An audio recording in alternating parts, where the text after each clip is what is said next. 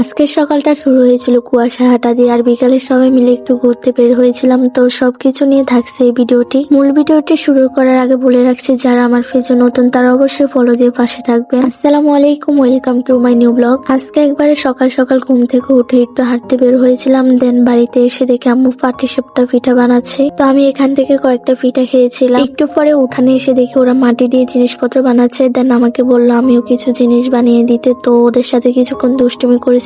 ছোটবেলায় এইভাবে কত মাটির জিনিসপত্র বানিয়েছিলাম, বাট সেই সময়টাকে এখন অনেক বেশি মিস করতেছি। একটু পরে সবাই বললো চলো আমরা ফার্স্ট মিশালি বানানি বানাই। তো বানানি বানানোর জন্য সবকিছু নিয়ে আসলাম। আর এইখানে ওই ইঁদুরের মতো ছোট ছোট দাঁত দিয়ে সব টমেটো কামড় দিচ্ছিল, আর আমরা এটা নিয়ে অনেক বেশি হাসাহাসি করতেছিলাম। আর এই বানানিটা কিন্তু অনেক মজা হয়েছিল, আর দেখতেও কত লোভনীয় লাগছে। জিভে জল আসলে কিন্তু আমি দায়ী না। তো দুপুরে খাওয়া দাওয়ার পর আম্মু বলতেছিল চলো আমরা সবাই মিলে একটু বিলের ওই দিকটা থেকে ঘুরে আসি, ওইদিকে অনেকদিন হয়েছে যাওয়া হয় না। অনেকক্ষণ হাঁটার পর আমার বোন বলতেছিল ওর নাকি অনেক বেশি ক্ষুধা লেগেছে। তো আমরা দোকান থেকে কিছু চিপস নিই। অনেকক্ষণ ঘোরাঘুরি করার পর আমাদের বাড়িতে আসতে প্রায় সন্ধ্যা হয়ে যায়। তো আমার এই ছোট্ট ভিডিওটা আপনাদের কাছে কেমন লেগেছে অবশ্যই কমেন্টে জানিয়ে যাবেন। আর দেখা হবে নেক্সট ভিডিওতে। আল্লাহ হাফেজ।